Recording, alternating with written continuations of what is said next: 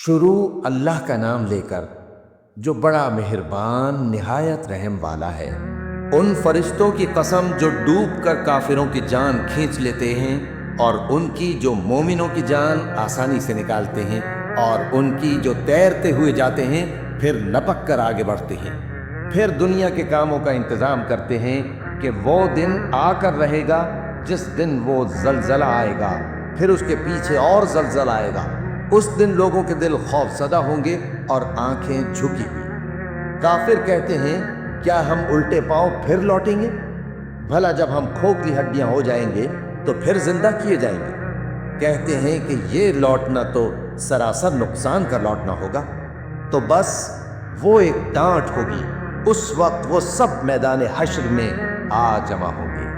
بھلا تم کو موسیٰ کی حکایت پہنچی ہے جب ان کے پروردگار نے ان کو پاک میدان یعنی طویٰ میں پکارا اور حکم دیا کہ فرعون کے پاس جاؤ کہ وہ سرکش ہو رہا ہے، پھر اس سے کہو کہ کیا تو چاہتا ہے کہ پاک ہو جائے اور میں تجھے تیرے پروردگار کا رستہ بتاؤں تاکہ تجھ کو خوف پیدا ہو؟ غرض انہوں نے اس کو بہت بڑی نشانی دکھائی مگر اس نے جھٹلایا اور نہ مانا، پھر لوٹ گیا اور تدبیریں کرنے لگا۔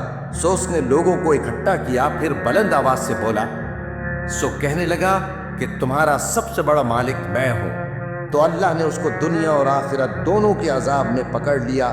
جو شخص اللہ سے ڈر رکھتا ہے اس کے لیے اس قصے میں عبرت ہے۔ بھلا تمہارا بنانا مشکل ہے یا آسمان کا؟ اللہ نے اس کو بنایا، اس کی چھت کو اونچا کیا، پھر اسے برابر کر دیا، اور اسی نے رات تاریک بنائی اور دن کو دھوپ نکالی، اور اس کے بعد زمین کو پھیلا دیا۔ اسی نے زمین میں سے اس کا پانی نکالا اور چارہ اگایا اور اس پر پہاڑوں کا بوجھ رکھ دیا۔ یہ سب کچھ تمہارے اور تمہارے مویشیوں کے فائدے کے لیے کیا۔ پھر جب وہ بہت بڑی آفت آئے گی اس دن انسان جو محنت وہ کرتا رہا یاد کرے گا، اور دوزخ دیکھنے والے کے سامنے لا کر رکھ دی جائے گی۔